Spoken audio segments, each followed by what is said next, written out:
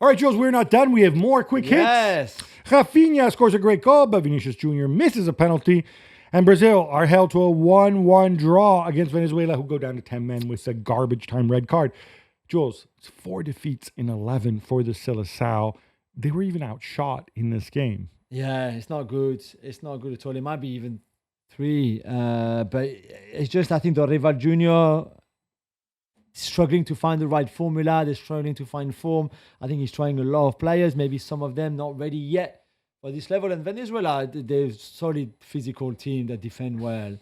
And I think Brazil were always going to struggle, despite the Rafinha free kick with the number 10, by the way, to find solutions if the structure is not right, if the right creative players are not on a good day. And that's exactly what happened. And they will still qualify for the World Cup. It's really tight behind Argentina and Colombia, but still, it's just not good, not momentum, nothing. And it looked like he gave himself kind of the grown-up platform in midfield with Bruno and Gerson, who, okay, I'm not the biggest fan. I guess he's doing well at Flamengo. Yeah, he is. But it's just, and then the players obviously want to be there. It's not a motivation thing. No. It's just, it's not coming. It's just not coming. And speaking of Brazil, Gabi, with Guardiola's contract at Manchester City expiring in June, he's getting linked to the Brazilian managerial job. Can you see this happening ever, if not now? I mean, there was a time when I thought he would never leave Barcelona. True. So there was a time I would never imagine him in the Bundesliga. So I'm not going to put anything beyond them. Obviously, I think he's been pretty forthright. He has not extended his contract. We can speculate that it's to do with he wants to see how the 115 charges goes and whether those people who are still going to be his friends, because he said if they lied to him, they're not going to be his friends anymore. I think it would be really interesting. I think it would be him more than most managers, it would be such a different experience being a national team coach. It would be interesting to watch. But we agree with the fact that his next move is international football, right? He's not going to go back to another club. I mean, he can only go to France and Italy, really, now. He can't go to another German club, not Spanish club, or not English club. So France, I don't think so. It'd be Italy. I think he said he's going to become the Brescia manager one day. So Yeah, sure, true. Why not? Brescia, by the way, recently coached. No, not now, but you remember Pep Guardiola? Yeah. So he was at Brescia for a while. He's somewhere else, like in the 3rd and 4th division. 3rd division now. He had a massive He fight attacked with his player. Yeah. He attacked one of his own players after the guy got sent off. Man. Cristiano Ronaldo scores 2, including an overhead kick and a penalty, as Portugal destroy Poland 5-1. Jules, I won't mention the fact that he's now just 55 goals behind Christine Sinclair. But I will ask you about Roberto Martinez getting it done despite the skeptics. Right, let's see in the quarterfinals onwards in this Nations League, because their first half against Poland were really bad. Vitinha came on at halftime and changed the game, and then they go on and score those goals, 3 almost back-to-back. Let's see. I can't get carried away with them beating Poland. Okay. When it's 0-0 at halftime, they have Croatia in their squad and Scotland. Okay. With whom they drew 0-0. I will say this. That 4-3-3 with Bernardo and Bruno in midfield, and then I guess it was Jargon being the defensive guy. I mean, that's ballsy.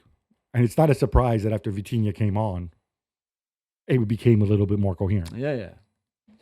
Sticking with that Portugal game, Gabby, the Poland captain Zielinski got a lot of stick for wanting and taking a selfie with Cristiano Ronaldo after the game. This was reported as a selfie, but an investigation by me reveals it was not a selfie. A photo, sorry. It was a photo. Somebody held the phone up.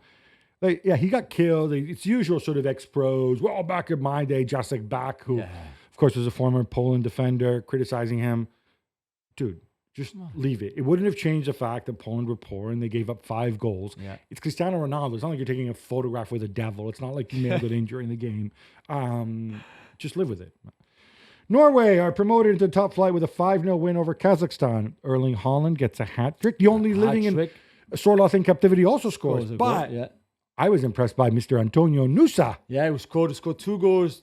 The previous game on Thursday against Slovenia, 2 lovely goals, quick feet. The first one dribbling through in the box, and then maybe Oblak not being great there in goal. And the second one, the curler, amazing.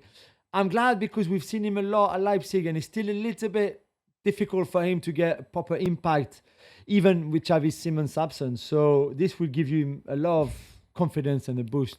I think it's 38 goals in 39 games now for Norway, for Erling Haaland. Smart. So what is that, 153 behind Christine Sinclair?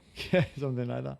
Speaking of Haaland, Gabi, multiple media reports suggest that Manchester City are working on a contract extension for him that could pay him 30 million euros a year, or around £500,000 a week. Now we're talking big money. Worth every penny, do you think?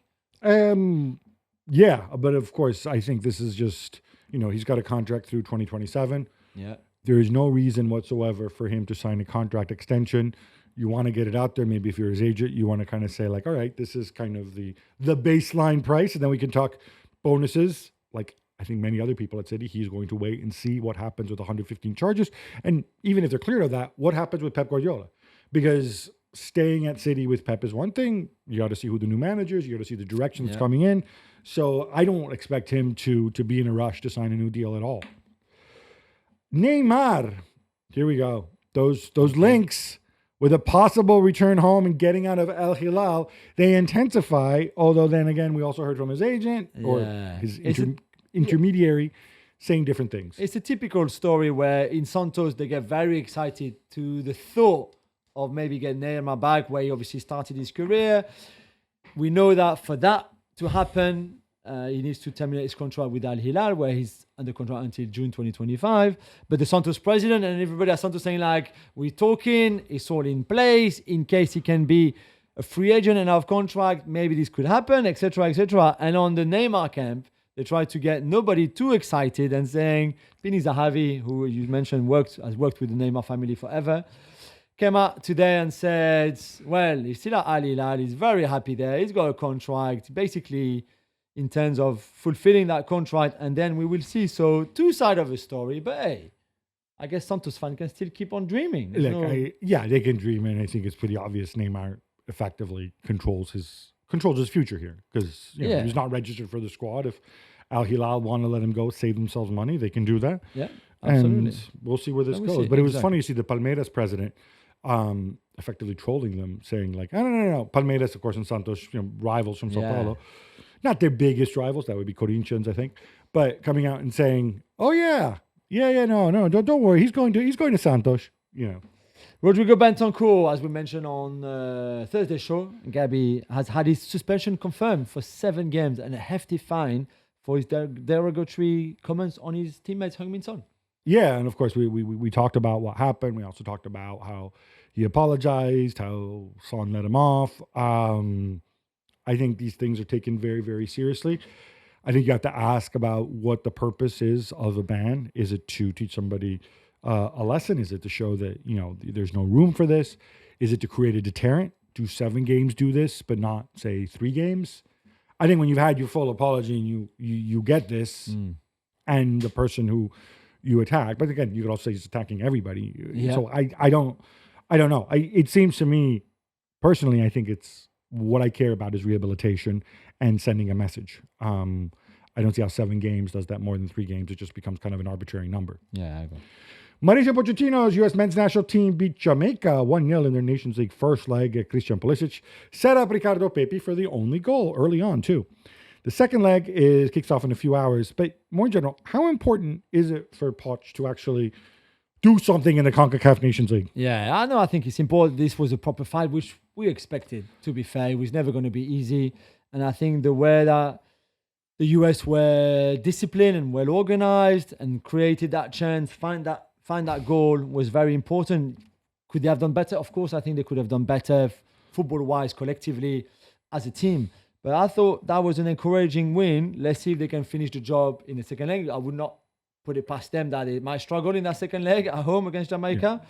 But yeah, I think you're right. I think it's very important. He's still on the learning curve. Yeah, exactly. A late goal from Yaden Shua on his debut means that Belgium lose to Israel in Hungary 1-0. Gab, are we nearing the end of the road now for Domenico Tedesco? I think so. Surely. He's been attacked left, right, and center by everybody. They don't play great football. Yes, they've got a lot of very good players who are injured. And yes, Daniel Peretz made some big saves in this game once again. Yeah. Hey, he's a good goalkeeper. But I think the reality is that this chapter is almost over. Wild one between Uruguay and Colombia, Jules. Colombia equalized in injury time before Manuel Ugarte's winner in the 101st minute. And I know you want to shout out Radamel Falcao as well. Yeah, Falcao still plays in the league at 37 or 38, scored another goal, and that makes him the top goal scorer ever in Colombian football history. But this was a great game, one of the games of the weekend for me. Well done to Uruguay and Marcelo Bielsa to see the game out without Ugarte. Winner. More war for Mexico, Gab. They lose to Honduras 2-0 in the Nations League first leg, and their coach Javier Aguirre is left bloodied after being hit by a beer can on the head. So there's obviously two pieces for this, and I think it's a credit to Aguirre that he came out and he said the two things are not related. We were terrible. We deserve to lose. So bad, He really took this on the chin. On the other hand, why somebody has a full beer can inside the stadium, that is a matter for police, for local law enforcement. Obviously, everybody's going to come out and be like, CONCACAF need to do something, FIFA needs to do something. Yeah, and imagine they're going to go behind closed doors. But to me, again, this has to be a deterrent, and this stuff like this can't happen. This is really, really dangerous.